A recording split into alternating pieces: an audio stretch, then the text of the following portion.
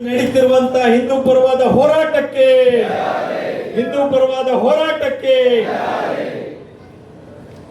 ಇವತ್ತಿನ ಈ ಹೋರಾಟದ ನೇತೃತ್ವವನ್ನು ವಹಿಸಿಕೊಂಡಿರುವಂತಹ ಪ್ರತಿಪಕ್ಷದ ನಾಯಕರು, ರಾಜ್ಯದಲ್ಲಿ ಪೊಲೀಸ್ ಇಲಾಖೆಯನ್ನ ಜೊತೆಗೂಡಿ ಅನೇಕ ಇಲಾಖೆಗಳನ್ನ ಸಮರ್ಥವಾಗಿ ಮುನ್ನಡೆಸಿ 7 ಬಾರಿಗೆ ವಿಧಾನಸೌಧಕ್ಕೆ ನಿರಂತರವಾಗಿ ಗೆದ್ದು ಬರ್ತಾ ಇದ್ದಂತ ಪ್ರತಿಪಕ್ಷದ ನಾಯಕರಂತ ಆತ್ಮೀಯರಾದ ಶ್ರೀಯುತ ಆರ್ ಅಶೋಕ್ ಅವರೇ ಹಾಗೂ ರಾಜ್ಯದ ಉಪಾಧ್ಯಕ್ಷರಂತ ರೂಪಾಲಿ ನಾಯ್ಕ ಅವರೇ, ಜಿಲ್ಲಾ ಅಧ್ಯಕ್ಷರಂತ NS ಹೆಗ್ಡೆ ಅವರೇ, ಮಾಜಿ ಸಚಿವರಾದಂತ ಶಿವಾನಂದ್ ನಾಯ್ಕ ಅವರೇ, ಮಾಜಿ ಶಾಸಕರಂತ ಸುನಿಲ್ ಹೆಗ್ಡೆ ಅವರೇ ಮತ್ತು ಸುನಿಲ್ ನಾಯ್ಕ ಅವರೇ, ಗೋವಿಂದ್ ನಾಯ್ಕ ಅವರೇ, ನಮ್ಮ ಮಂಡಲದ ಅಧ್ಯಕ್ಷರಂತ ಲಕ್ಷ್ಮೀನಾರಾಯಣ ಅವರೇ, ಶ್ರೀಕಾಂತ್ ಅವರೇ, ಶ್ರೀನಿವಾಸ್ ಅವರೇ ಮತ್ತು ಎಲ್ಲ ನಮ್ಮ ಹಿರಿಕಿರಿಯ ಎಲ್ಲ ಪದಾಧಿಕಾರಿಗಳೇ, ನಮ್ಮ ಈ ಸಂದರ್ಭದಲ್ಲಿ ಸೇರಿರುವಂತಹ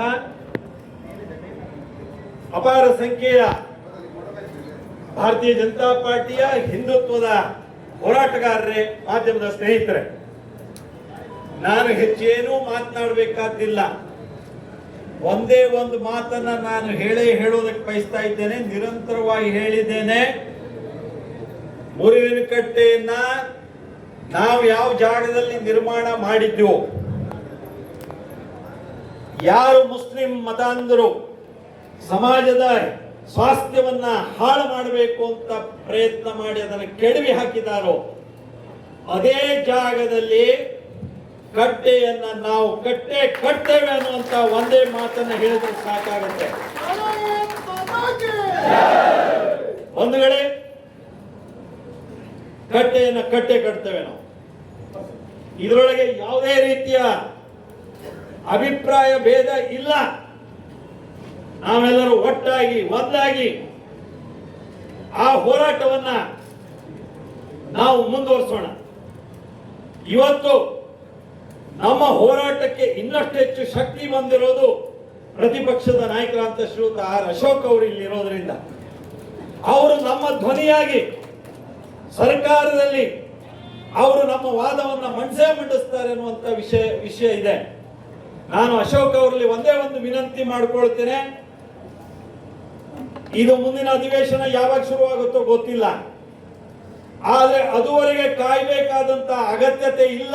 ಕಟ್ಟೆಯನ್ನ ಅತಿ ಶೀಘ್ರದಲ್ಲಿ ಅಲ್ಲಿ ಕಟ್ಟೇಬೇಕು ಅನ್ನುವಂತ ಆಗ್ರಹವನ್ನು ನಾನು ಮತ್ತೆ ಮಾಡೋದಕ್ಕೆ ಬಯಸ್ತಾ ಇದ್ದೇನೆ. ಅವತ್ತು ಸೇರಿರುವಂತವರು ಸಾವಿರಾರು ಸಂಖ್ಯೆಯಲ್ಲಿ ಸೇರಿದ್ರು. ಅವರ ಮೇಲೆ ಕೇಸ್ ಹಾಕಿ ಅವರನ್ನ ಬಂಧಿಸಬೇಕು. ಕೆಲವರನ್ನ ಬಂಧಿಸಿದೀವಿ ಅಂತ ಪೊಲೀಸ್ ಇಲಾಖೆ ಹೇಳ್ತಾ ಇದೆ. ನಾನು ಪೊಲೀಸ್ ಇಲಾಖೆಗೆ ಕೇಳೋದು ಇಷ್ಟೇ, ವಾಟ್ಸಪ್ಪಿನ ಮೆಸೇಜ್ ಅನ್ನ ಫಾರ್ವರ್ಡ್ ಮಾಡಿದವ್ರನ್ನ ನಮ್ಮ ಹಿಂದೂಗಳನ್ನ ಹಿಡ್ಕೊಂಡು ಹೋಗ್ತೀರಿ ನೀವು. ನಿಮಗೆ ಅಲ್ಲಿ ಬಂದು ಕಟ್ಟೆ ಧ್ವಂಸ ಮಾಡಿ ಪೊಲೀಸರ ಮೇಲೆ ಹಲ್ಲೆ ಮಾಡಿ ಸಾವಿರಾರು ಜನ, ನೀವು ಇನ್ನೂ 6 ಜನ ಬಂಧಿಸಿದೀನಿ, 8 ಜನ ಬಂಧಿಸಿದೀರಿ ಅಂತ ಹೇಳ್ತಿರಲಿಲ್ಲ. ಇದು ಯಾವ ನ್ಯಾಯ ಸ್ವಾಮಿ? ಇದು ಯಾವ ನ್ಯಾಯ ಇದು? ಹಾಗಾಗಿ ಪೊಲೀಸ್ ಇಲಾಖೆ ತಕ್ಷಣ ಅದರೊಳಗೆ ಭಾಗಿಯಾದಂತವರನ್ನ ಬಂಧಿಸಬೇಕು. ನಮ್ಮ ಹಿಂದೂಗಳ ಮೇಲೆ ಅನಗತ್ಯವಾದ ಕೇಸ್ ಹಾಕಿದ್ದಾರೆ. ಹಿಂದೂಗಳ ಮೇಲೆ ಅನಗತ್ಯವಾದ ಕೇಸು. ಅದರೊಳಗೆ ಸುನಿಲ್ ನಾಯ್ಕರು, ಗೋವಿಂದ್ ನಾಯ್ಕರು ಒಳಗೊಂಡಂತೆ ಇನ್ನೂ 15 ಜನ ಎಲ್ಲರೂ ಇದ್ದಾರೆ ನಮ್ಮ ಪ್ರಮುಖರು. ಇವರು ಮಾಡಿದ್ದು ಯಾಕೆ ಕೇಸ್ ಹಾಕಿದ್ದಾರೆ ಅಂತ ಕೇಳಿದೆ ನಾನು.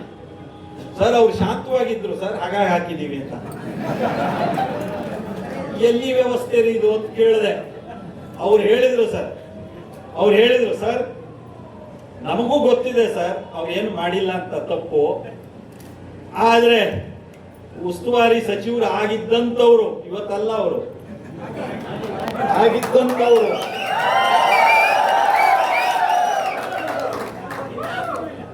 ಅವರು ಯಾರ್ಯಾರಿಂದನೋ ಫೋನ್ ಮಾಡಿಸಿದ್ರೆ ಏನ್ ಮಾಡ್ಲಿ ಸರ್ ನಾವು ಅಂತ. ನಾನು ಪೊಲೀಸ್ ಇಲಾಖೆಗೆ ಒಂದು ಹೇಳ್ತೇನೆ, ನಿಷ್ಪಕ್ಷಪಾತವಾಗಿ ಕಾನೂನು ಕ್ರಮ ತೆಗೆದುಕೊಳ್ಳ್ರಿ. ಯಾರು ಏನ್ ಹೇಳಿದ್ರು ಕೇಳಬೇಡ್ರಿ. ನ್ಯಾಯ ಎಲ್ಲಿದೆ ಆ ನ್ಯಾಯಕ್ಕೆ ನೀವು ನ್ಯಾಯ ಕೊಡಿ. ನಾನು ಇದನ್ನು ಹೇಳೋದಕ್ಕೆ ಬಯಸ್ತೀನಿ, ಬಂಧಿಸ್ತೀವಿ. ಇವ್ರ ಮೇಲೆ ಹಾಕಿರೋ ಕೇಸ್ಗಳನ್ನ ಹಿಂದೆಕೊಳ್ಳಿ. ಭಟ್ಕಳ ಶಾಂತ, ಉತ್ತರ ಕನ್ನಡ ಜಿಲ್ಲೆ ಶಾಂತವಾಗಿತ್ತು. ಈ ಶಾಂತತೆಯನ್ನ ಕದಡಬೇಕು ಅಂತ ಭಟ್ಕಳದ ಮುಸ್ಲಿಂ ಮತಾಂಧರು ಅವತ್ತು ಇಡೀ ಕಟ್ಟೆಯನ್ನ ಧ್ವಂಸ ಮಾಡಿರೋದಷ್ಟೇ ಅಲ್ಲ, ಹಿಂದೂಗಳ ಭಾವನೆಗಳಿಗೆ ಘಾಸಿ ಆಗುವಂತ ಧಕ್ಕೆ ತರುವಂತಹ ಪ್ರಯತ್ನವನ್ನು ಮಾಡಿದ್ದಾರೆ. ನಾವು ಶಾಂತವಾಗಿರೋದನ್ನ ಸಹಿಸಿಕೊಳ್ಳಿಕ್ಕೆ ಆಗದೆ ಇರುವಂತ ಆಡಳಿತ ನಡೀತಿರೋದನ್ನು ನೋಡಿದ್ದೇವೆ. ನಾನು ಒಂದು ಮಾತನ್ನ ಬಹಳ ಬಲವಾಗಿ ನಂಬಿದ್ದೇನೆ ಮತ್ತು ಅದನ್ನು ಹೇಳೋದಕ್ಕೆ ಬಯಸ್ತಾ ಇದ್ದೇನೆ. ಇವತ್ತು ಭಾರತ, ಇವತ್ತು ಹಿಂದೂ ಸಮಾಜ ಮೊದಲಿನಂತೆ ಇಲ್ಲ. ನಮ್ಮ ಪ್ರಧಾನಿ ನರೇಂದ್ರ ಮೋದಿಜಿ ಅವರ ನೇತೃತ್ವದಲ್ಲಿ ಜಾಗೃತವಾದ ಸಮಾಜವಾಗಿ ನಿಂತಿದೆ. ನಾವು ಅಯೋಧ್ಯೆಯಲ್ಲಿ ರಾಮ ಮಂದಿರ ಕಟ್ಟಿದಂತವರಿದ್ದೇವೆ. ನಾವು ಆರ್ಟಿಕಲ್ 370 ರದ್ದು ಮಾಡಿ ಭಾರತದ ಅವಿಭಾಜ್ಯ ಅಂಗ ಕಾಶ್ಮೀರ ಅಂತ ಹೇಳಿದವರಿದ್ದೇವೆ. ಶ್ರದ್ಧೆಗೆ ಭಕ್ತಿ ಕೇಂದ್ರಗಳನ್ನು ಅಭಿವೃದ್ಧಿಪಡಿಸಿ ನಾವು ಈ ರಾಷ್ಟ್ರದ ಅಸ್ಮಿತೆಯಾದಂತಹ ಹಿಂದುತ್ವದ ನಮ್ಮ ಸನಾತನ ಸಂಸ್ಕೃತಿಯನ್ನ ನಂಬಿ ಅದರ ಅಡಿಯಲ್ಲಿ ನಮ್ಮ ನೇತೃತ್ವ ಪ್ರಧಾನಿಗಳು ನಮಗೆ ಮಾರ್ಗದರ್ಶನ ಮಾಡ್ತಾ ಇರೋದು ನೋಡ್ತಾ ಇದ್ದೇವೆ. ಇದು ಕಾಂಗ್ರೆಸ್ಸಿನ UPA ಸರ್ಕಾರ ಅಲ್ಲ, ಇದು NDA ಬಿಜೆಪಿಯ ಪ್ರಧಾನಿ ನರೇಂದ್ರ ಮೋದಿಜಿ ಅವರ, ಅಮಿತ್ ಶಾ ಅವರ ನೇತೃತ್ವದ ಸರ್ಕಾರ ಇದು. ಹಾಗಾಗಿ ಮನವನ್ನಂತೆ ಆಡಳಿತ ನಡೆಸಿದ್ರೆ ರಾಜ್ಯದ ಕಾಂಗ್ರೆಸ್ನವರಿಗೆ ಹೇಳೋದಕ್ಕೆ ಬಯಸ್ತಾ ಇದ್ದೇನೆ, ಇದು ನಡೆಯೋದಿಲ್ಲ. ಇದುವರೆಗೆ ಮಾನ್ಯ ಸಿದ್ದರಾಮಯ್ಯನವರು ತಮ್ಮ ಕುರ್ಚಿಯನ್ನು ಭದ್ರವಾಗಿಟ್ಕೊಳ್ಬೇಕು ಅನ್ನೋದಕ್ಕೋಸ್ಕರವಾಗಿ ಬಹುಸಂಖ್ಯಾತ ಹಿಂದೂಗಳ ಭಾವನೆಗಳಿಗೆ ನಿರಂತರವಾಗಿ ಧಕ್ಕೆ ತರ್ತಾ ಇದ್ದಾರೆ, ಘಾಸಿಗೊಳಿಸ್ತಾ ಇದ್ದಾರೆ. ಅಶೋಕ್ ಅವರು ನಮ್ಮ ಪ್ರತಿಪಕ್ಷದ ನಾಯಕರು ರಾಜ್ಯದ ಉದ್ದಗಲದಲ್ಲಿ, ಅದು ಗುಲ್ಬರ್ಗಾದಲ್ಲಾಗ್ಲಿ, ರಾಮನಗರದಲ್ಲಾಗ್ಲಿ, ಬೆಂಗಳೂರದಲ್ಲಾಗ್ಲಿ, ಎಲ್ಲೇ ಆಗಲಿ ಹಿಂದೂಗಳ ಭಾವನೆಗಳಿಗೆ ಧಕ್ಕೆ ಆದರೆ ತಕ್ಷಣ ಅಲ್ಲಿ ಹೋಗಿ ಅವರಿಗೆ ಧ್ವನಿಯಾಗಿ ಸರ್ಕಾರ ನಮ್ಮ ಜನರ ರಕ್ಷಣೆಗೆ ಮುಂದಾಗೋದಕ್ಕೆ ಅವರು ನಿರಂತರವಾಗಿ ಪ್ರಯತ್ನ ಮಾಡಿದ್ದಾರೆ. ಅವರು ಇವತ್ತಿಲ್ಲಿದ್ದಾರೆ. ಹಾಗಾಗಿ ನಾನು ರಾಜ್ಯದ ಕಾಂಗ್ರೆಸ್ ಸರ್ಕಾರಕ್ಕೆ ಹೇಳೋದಕ್ಕೆ ಬಯಸ್ತೀನಿ, ಸಿದ್ದರಾಮಯ್ಯನವರೇ, ನೀವಂತೂ ನಿಮ್ಮ ಅವಧಿ ಮುಗಿದದ. ಈಗ ನಿಮ್ಮ ಅವಧಿ ಮುಗಿತದ, ಕುರ್ಚಿ ಕೊಟ್ಟಾಯ್ತು. ಆದ್ರೆ ಕುರ್ಚಿ ಅಂತೂ ಇಂತೂ ಕೊಟ್ರು, ಹಂಗೆ ಕೊಡ್ಲಿಲ್ಲ. ಆದ್ರೆ ಅವ್ರ ಕುರ್ಚಿ ಗದದಲ್ಲಿ ರಾಜ್ಯ ಬಡವಾಯ್ತು, ಅಭಿವೃದ್ಧಿ ಕೆಲಸ ಇಲ್ಲ, ಭ್ರಷ್ಟಾಚಾರ ಮಿತಿ ಮೀರಿದೆ, ಓಲೈಕೆ ರಾಜಕಾರಣ ಹಿಂದೆಂದೂ ಇಲ್ಲದೆ ಇರುವಂತಹ ರಾಷ್ಟ್ರದ್ರೋಹಿಗಳಿಗೆ ಕೊಡ್ತಾ ಇದ್ದಂತ ಪ್ರೋತ್ಸಾಹ ಇನ್ನೆಲ್ಲೂ ಇಲ್ಲದೆ ಇರುವಂತದ್ದನ್ನ ನೋಡಿದ್ದೀವಿ. ನಾನು ಅದ್ರ ವಿವರ ಹೇಳೋದಕ್ಕೆ ಬಯಸೋದಿಲ್ಲ. ಆದ್ರೆ ಇನ್ನು ಹೊಸ ಅಧ್ಯಾಯ. ನಮ್ಮ ಕಡೆ ಹಳ್ಳಿಯಲ್ಲಿ ಒಂದು ಗಾದೆ ಮಾತು ಹೇಳ್ತಾರೆ. ನನಗೆ ನಿನ್ನೆ ಹೇಳಿದ್ರು ರಾಜೀನಾಮೆ ಕೊಟ್ಟ ಅಂದ ತಕ್ಷಣ, ಸರ್ ಮುಂದೆ ಯಾರಾಗ್ತಾರೆ ಅಂತ ಕೇಳಿದ್ರು. ನಾನು ಹೇಳಿದೆ, ಭತ್ತ ತಿನ್ನೋನು ಹೋಗ್ಬೋದು, ಉಗಿ ತಿನ್ನೋನು ಬರ್ತಾನೆ ಅಂತ. ಇಷ್ಟೇ ಆಗೋದು. ಯಾಕೆಂದ್ರೆ ಇದು ಕಾಂಗ್ರೆಸ್ ಸರ್ಕಾರ. ಕಾಂಗ್ರೆಸ್ ಸರ್ಕಾರದಲ್ಲಿ ನಾನು ಬಹಳ ಮೊದಲಿಂದ ಒಂದು ಮಾತು ಹೇಳ್ತಿದ್ದೇನೆ, ಅಲ್ಪಸಂಖ್ಯಾತ ಮುಸ್ಲಿಂ ಸಮುದಾಯದವರು ರಾಷ್ಟ್ರದ ಮುಖ್ಯವಾಹಿನಿಗೆ ಬರದೇ ಇರುವಂತೆ ತಡೆ ಒಡ್ತಾ ಇರುವಂತವರು ಕಾಂಗ್ರೆಸ್ನವರು. ರಾಷ್ಟ್ರದ ಮುಖ್ಯವಾಹಿನಿಯಲ್ಲಿ ಇರಬಾರದು. ಆ ಕಾರಣಕ್ಕಾಗಿ ಅವರಿಗೆ ಮಿತಿ ಮೀರಿದ ಓಲೈಕೆಯನ್ನು ಮಾಡಿ ಅವರು ನಮ್ಮ ರಾಷ್ಟ್ರದಲ್ಲಿ ರಾಷ್ಟ್ರೀಯ ಶಕ್ತಿ ಜೊತೆಗೆ ಒಂದಾಗದೇ ಇರುವುದನ್ನು ನಾವು ನೋಡ್ತಾ ಇದ್ದೇವೆ. ಅದುಗಳೇ ನಾವು ಜಾಗೃತ ಸಮಾಜ, ಜಾಗೃತ ರಾಷ್ಟ್ರ. ಸಿದ್ದರಾಮಯ್ಯನವರು ಯಾವ ಸೊಕ್ಕಿನಿಂದ ಆಡಳಿತ ಮಾಡಿದ್ರು ಅದೇ ಸೊಕ್ಕಿನಿಂದ ಮಮತಾ ಬ್ಯಾನರ್ಜಿ ಆಡಳಿತ ಮಾಡಿದ್ರು. ಏನಾಯ್ತು ಮಮತಾ ಬ್ಯಾನರ್ಜಿಯ ಕತೆ? ಈಗ ರಾಜ್ಯದಲ್ಲಿಯೂ ಉಮಿ ತಿನ್ನೋ ಬಂದ್ರು ಆಗೋದು ಅದೇ ಕತೆ. ನಮ್ದೇ ಮುಂದಿನ ದಿನದಲ್ಲಿ ಸರ್ಕಾರ, ನಮ್ಮದೇ ಸರ್ಕಾರ. ಒಂದು ವೇಳೆ ಧೈರ್ಯದಲ್ಲಿ ನ್ಯಾಯಕ್ಕಾಗಿ ಹೋರಾಟ ಮಾಡೋಣ, ನ್ಯಾಯಕ್ಕಾಗಿ ಹೋರಾಟ ಮಾಡೋಣ. ನಾವು ನಮಗೆ ನ್ಯಾಯ ಬೇಕು.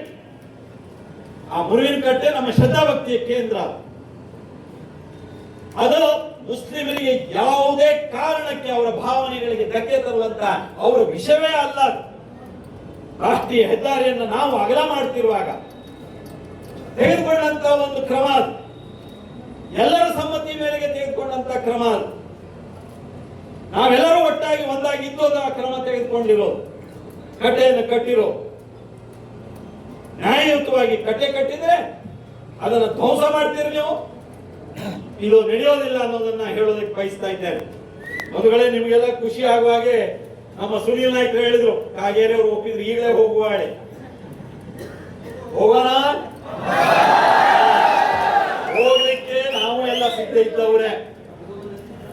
ಆದ್ರೆ ಸುನೀಲ್ ನಾಯ್ಕರೇ ಇನ್ನೊಂದು ಮಾತು ಹೇಳಿದ್ರು, ಹಿಂದೂಗಳು ನಾವು ಸಹನಾಶೀಲರು, ಕಾನೂನನ್ನ ಕೈಗೆತ್ತಿಕೊಳ್ಳುವರಲ್ಲ, ಹಾಗಾಗಿ ನಾವು ಸರಿಯಾದ ಸಂದರ್ಭವನ್ನ ನೋಡಿ ಒಂದು ಆಡಳಿತ ಸರ್ಕಾರ ಕಟ್ಟುತ್ತೋ ಇಲ್ಲ ನಾವೇ ಕಟ್ಟಬೇಕು ಅನ್ನೋದ್ರ ಬಗ್ಗೆ ಒಂದು ಸ್ಪಷ್ಟತೆ ಬಂದ ಮೇಲೆ ನಾವು ಹೋಗಿ ಕಟ್ಟೋಣ ಅನ್ನೋ ಮಾತನ್ನು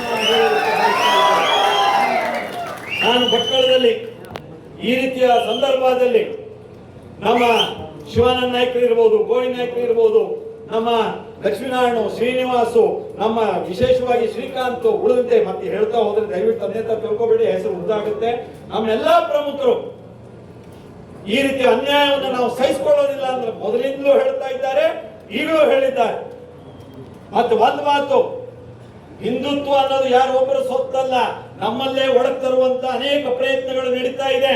ನಾವು ಒಳಕಿಗೆ ಅವಕಾಶ ಕೊಡದೆ ಹಿಂದುತ್ವ ಅನ್ನೋದು ನಮ್ಮ ಸಮಾಜದ ಅಸ್ಮಿತೆಯ ಪ್ರಶ್ನೆ.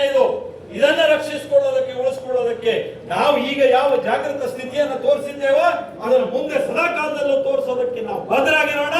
ನಾವು ಕಟ್ಟೆಯನ್ನು ಅಲ್ಲೇ ಕಟ್ಟೋಣ ಅನ್ನುವಂತ ವಿನಂತಿಯನ್ನು ಮಾಡಿಕೊಳ್ಳುತ್ತೇವೆ. ನಾನು ಈ ಮಾತುಗಳನ್ನ ನಿಮ್ಮೆದುರುಗಡೆಯಲ್ಲಿ ಹೇಳ್ತಾ ಇವತ್ತು ಮತ್ತೊಮ್ಮೆ ಆರ್ ಅಶೋಕ್ ಅವರು ಪ್ರತಿಪಕ್ಷದ ನಾಯಕರು, ಅನೇಕ ಖಾತೆಗಳನ್ನ ಹೋಮ್ ಮಿನಿಸ್ಟರ್ ಆಗಿ ಮತ್ತು ಉಳಿದ ಅನೇಕ ಖಾತೆಗಳನ್ನ ಸಮರ್ಥವಾಗಿ ನಿರ್ವಹಿಸಿದವರು, ಪೊಲೀಸ್ ಇಲಾಖೆ ಬಗ್ಗೆ ಪೂರ್ಣ ಮಾಹಿತಿ ಇರೋರು, ಕಾನೂನು ಶಾಂತಿ ಸುವ್ಯವಸ್ಥೆ ಇದನ್ನ ಹೇಗೆ ನಿಯಂತ್ರಣದಲ್ಲಿ ಇಡಬೇಕು ಅನ್ನುವಂಥದ್ದು ಅನುಭವ ಇರೋರು, ಅವರು ಇವತ್ತು ಈ ಹೋರಾಟಕ್ಕೆ ನೇತೃತ್ವ ಕೊಟ್ಟಿದ್ದಾರೆ. ಅವರು ನಮ್ಮನ್ನೆಲ್ಲರನ್ನು ಉದ್ದೇಶಿಸಿ ಮಾತನಾಡಬೇಕು ಅಂತ ನಾನು ಕೇಳ್ಕೊಳ್ತೀನಿ. ಬೋಲೋ ಭಾರತ್ ಮಾತಾ ಕಿ.